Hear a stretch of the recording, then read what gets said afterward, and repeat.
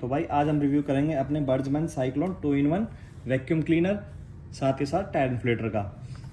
भाइयों की रिक्वेस्ट आई थी कि भाई इस 2-in-1 का रिव्यू करो। मैं लेना तो चाहता था अपने लिए टायर इन्फ्लेटर सिंपल वाला, सिर्फ इन्फ्लेटर वाला। क्यों? उसका रीज़न ये है क्योंकि मेरे पास ऑलरेडी वैक्यूम क्लीनर है पड़े, तो मेरे को नीड नहीं थी वैक्यूम क्लीनर 2-in-1 लेने की, जो कि इन्फ्लेटर भी हो और वैक्यूम क्लीनर भी हो। तो भाई मैंने ये 6 मंथ्स के अराउंड यूज़ करा है और इसके अंदर मुझे 10 चीज़ें अच्छी देखने को मिली हैं, वो मैं भाइयों के साथ शेयर करता हूँ। सबसे पहली बात, जो हमारा डस्ट बॉक्स है वो एक ट्रांसपेरेंट दिया गया है, जिससे कि हमें पता चल जाएगा कि हमारे इसके अंदर कितनी डस्ट फिल हो गई है और कब हमें इसको क्लीन करने की नीड है। दूसरी बात, इसके अंदर हमें हैपा फिल्टर का यूज़ करा, जिसकी क्लीनिंग करने के लिए हम इसको वॉश भी कर सकते हैं। हैपा फिल्टर की एक ये खासियत है। तीसरी बात करें तो इसकी जो प्लास्टिक यूज़ की गई है, हमारी ABS प्लास्टिक का यूज़ किया गया है, जो कि काफ़ी हार्ड होता है। तो काफ़ी हार्ड मटेरियल का यूज़ हुआ है और दिखने में भी, पकड़ने में भी काफ़ी हार्ड फील होता है ये। चौथा पॉइंट, इसके जो हमारा पाइप दिया गया है, इसके जो लीवर दिए गए हैं ना, ये लीवर क्लिप, ये मेटल के दिए गए हैं। प्लास्टिक के रहते हैं कईयों में, ये मेटल के दिए गए हैं, जिससे कि इसकी स्ट्रेंथ काफ़ी ज़्यादा है। पाँचवा पॉइंट, जो इसका पाइप है ना, काफ़ी हार्ड है। ये हमारा जो इस पर मेंशन है, इसके बुक मिली थी जो साथ में, उस पर मेंशन था कि ये हीट प्रूफ और रैट प्रूफ है। तो मतलब काफ़ी सॉलिड पाइप दिया गया है।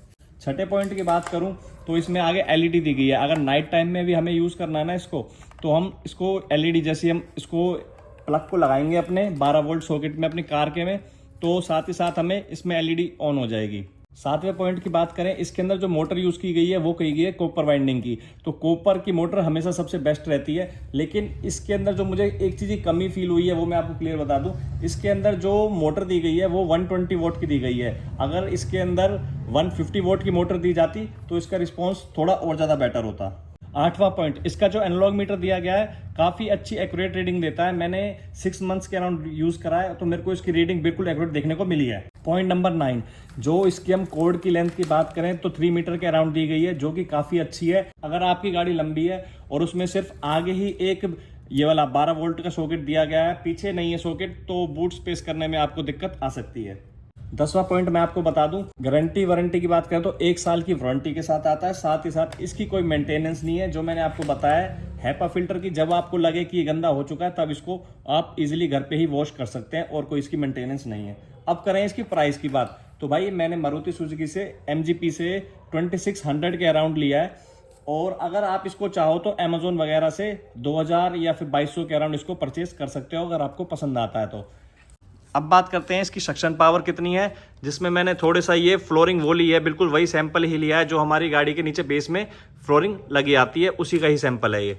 तो इस पे मैंने थोड़ी सी नमकीन इसको फैला लेंगे, मिट्टी है थोड़ी सी फैला लेंगे, इसका मैं रिजल्ट दिखाऊंगा क्या आएगा। साथ ही साथ टायर भी लिफ्ट कर लिया है हमने अपना, उसमें भी देखेंगे कि इसका जो मेंशन है वो 2 से 3 मिनट के अंदर एक 14 इंची के टायर को फिल करता है, लेकिन अपना है 15 इंची का टायर। तो देखते हैं कि क्या रिजल्ट रहता है, कितनी देर में हमारे एक टायर को फिल कर देता है, और कैसे कैसे यूज करना है इसका प्रॉपर तरीका मैं आपको बता देता हूँ। तो भाई इग्निशन में हमने इसका प्लग लगा लिया है, कोड हमने फिलहाल बाहर लिया ताकि बाहर हम अपना एक्सपेरिमेंट कर सकें। जब भी इसको आपको यूज करना है ना, तो आपको अपनी गाड़ी स्टार्ट रखनी है, पर मैं स्टार्ट इसलिए नहीं रखूंगा क्योंकि आपको ये दिखाने के लिए कि कितनी इसमें नॉइस करता है ये वैक्यूम करते टाइम और साथ ही साथ टायर इन्फ्लेटर के टाइम। तो जैसे हमने इग्निशन ऑन करा अंदर से, तो इसके अंदर लाइट आ गई है। अब जो इसकी फिटिंग करनी है वो मैं आपको बता दूं।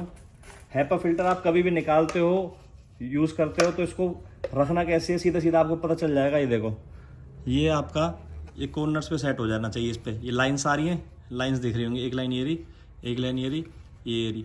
इस पे हर तरीके से चारों तरफ से इस पर टच होना चाहिए। ये हमारा हैपा फिल्टर फिट हो चुका है इसके अंदर इजीली। और दूसरा, इसके नीचे लॉक दिया गया है बॉटम में, ये देखो। पहले इस लॉक को हम यहाँ सेट करेंगे, इसमें होल दिया गया है, इसको हम यहाँ सेट करेंगे इसके, और बटन को प्रेस करेंगे और ये पीछे ये सेट फॉरवर्ड करेंगे तो वैक्यूम क्लीनर काम करेगा, और वहीं इसकी बैकवर्ड करेंगे तो ये हमारा टायर इन्फ्लेटर काम करेगा। टायर इन्फ्लेटर का मैं बाद बताऊंगा कैसे कनेक्शन करने, क्या क्या है। इसके साथ हमें मिलने वाला है, एक तो हमें होस पाइप मिलेगा, होस पाइप के साथ एक ये अटैचमेंट मिलेगी, एक ब्रश वाली अटैचमेंट मिलेगी। जैसे हमारा मैट है, मैट में हमारा कुछ मिट्टी धूल है या फिर डस्ट जो अंदर मैट में बैठी हुई है, तो ब्रश से हम उसको मारेंगे तो वो वैक्यूम से इजीली बाहर सक होके आ भी जाएगी। तो फिलहाल मेरा जो ब्रश है वो मिसिंग है, पता नहीं कहाँ गया है। इसका सक्शन करके दिखाता हूँ कि इसका रिजल्ट क्या रहने वाला है।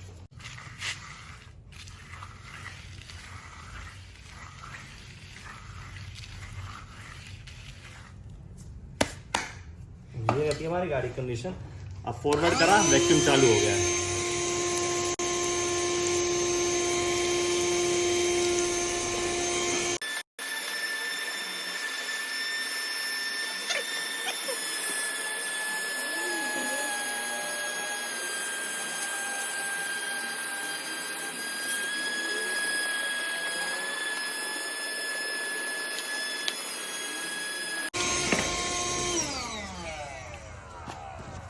तो भाई ये हो गया हमारा सेक्शन कंप्लीट। अब आप इसका रिजल्ट देख सकते हो। यहाँ पे जो मैंने बताया आपको, हमारे पास दूसरा जो आगे जॉइंट था लगाने का ब्रश वाला, इसको हटा के, तो यहीं से ही हम इसको हटा के इसमें ब्रश वाला नोजल लगा लेंगे आगे, जिससे कि ब्रश करके जो हमारी डस्ट अंदर फंस रही है वो उस टाइम उसको सक कर लेगा। बाकी ओवरऑल रिजल्ट देखें तो काफ़ी अच्छा आ गया है इसी जॉइंटर के साथ। अगर ब्रश वाला होता तो मे भी थोड़ा सा और अच्छा आ जाता हमारा रिजल्ट। अगर बात करूं मैं एक प्रोफेशनल वैक्यूम की, जैसे हमारा ये प्रोफेशनल वैक्यूम है, इसकी बात करूं मैं तो ये सेक्शन अराउंड 25 से 30 सेकंड के अराउंड सक कर लेता। वहीं पे इसने 1 मिनट के अराउंड लगा दिया हमारा। डबल टाइम लेता है लेकिन क्लीनिंग वैक्यूमिंग अच्छी कर रहा है। अब वहीं मैं आपको दिखाता हूँ, एक बार और सेक्शन दिखाता हूँ मैं इसकी। ये हमने पाइप निकाल दिया यहाँ से, ये देखो इसके अंदर कितना सारा सक कर लिया इसने।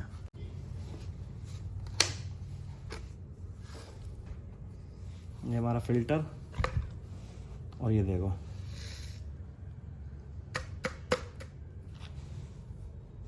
और ये देखो इसके अंदर डस्ट देखो।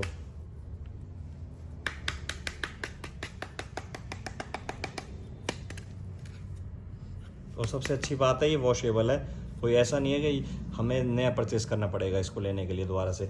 लेकिन इसमें डस्ट भी, ये देखो डस्ट भी, और साथ में जो हमारी नमकीन थी सारी इसने सक कर ली है। बढ़िया रिजल्ट है इसका।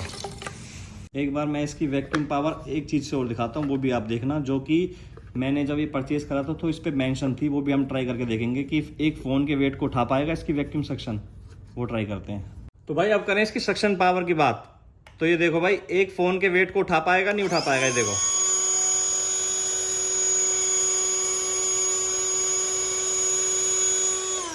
एक फ़ोन के वेट को इजीली कैरी कर सकता है, इतना सक्शन इसके अंदर है। तो मेरे हिसाब से टायर इन्फ्लेटर के प्राइस से आपको 200-400 रुपये फालतू खर्च करने हैं, और उसके बाद जो आपको रिजल्ट मिलने वाला है, इतनी सक्शन मेरे हिसाब से काफ़ी है।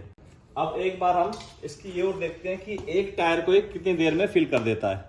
तो भाई अब हम टेस्ट करेंगे कि अगर हमारा 15 इंची का टायर बिल्कुल एम्प्टी हो, इसमें बिल्कुल भी हवा ना हो, तो कितनी देर में 30 PSI इसके अंदर एयर भर देगा ये। साथ ही साथ नीचे हमारा फ़ोन रखा हुआ है, इस पे हम अपना स्टॉप वॉच देखेंगे पूरा एक्यूरेट लगा के कि कितने टाइम में हवा भरने वाला है। सबसे पहले इसकी हवा निकाल लेते हैं।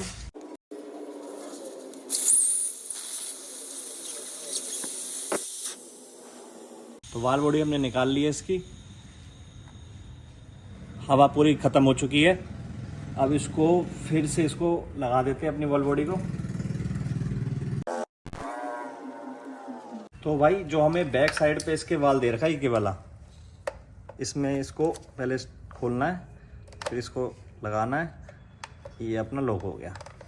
ये हमारा अब टायर इन्फ्लेटर रेडी है। जो इसमें एयर हमें दिखा रहा है बिल्कुल 0, और स्टॉप वॉच हमने 0 कर दिया है। तो अब इसका हम टायर इन्फ्लेटर ऑन करते हैं।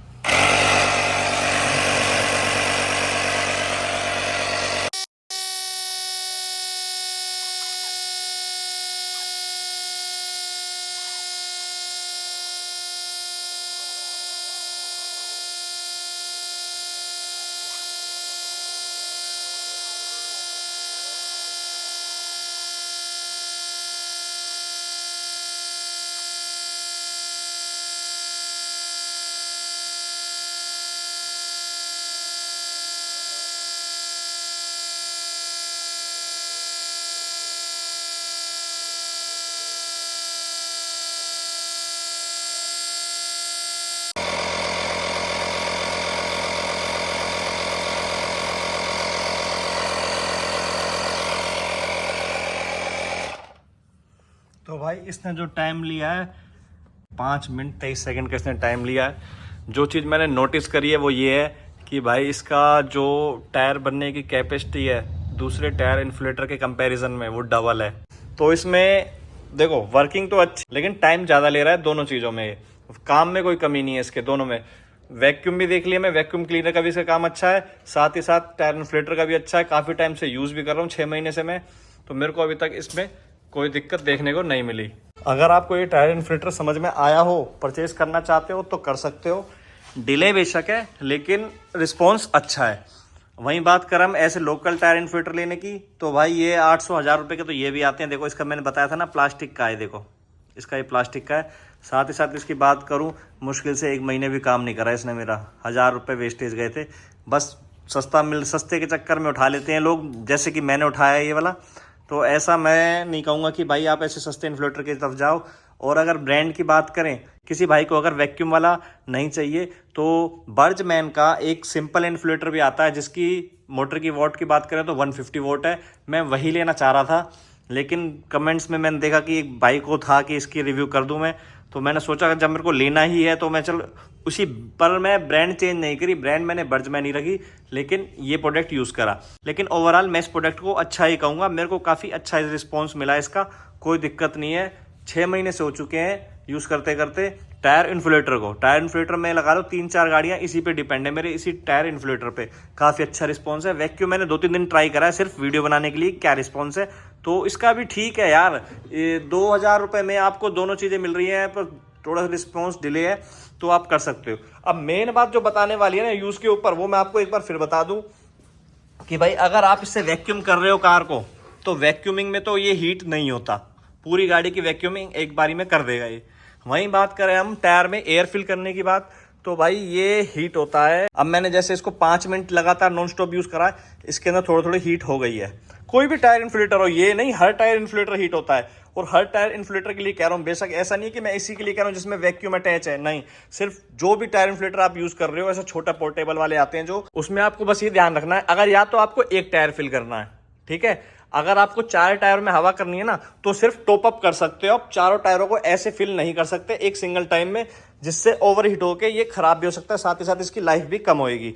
बस ये चीज़ जरूर ध्यान देने वाली है इसकी, जब भी आप टायर इन्फ्लेटर का यूज़ करो, या तो चारों टायर का टॉप अप करो, या फिर अगर हवा भर रहे हो, एक में भर रहे हो फुल, आपको पूरी फिल करनी है हवा, तो एक टायर यूज़ करने के बाद 5 मिनट का रेस्ट दो, फिर दूसरा एयर में टायर पूरी फिल करो। अगर आपको पूरे टायर फिल करने हैं तो आप पर्सनली अपनी गाड़ी में लेके रख सकते हो, काफ़ी अच्छा प्रोडक्ट है। मिलते हैं भाई उसे नेक्स्ट वीडियो में।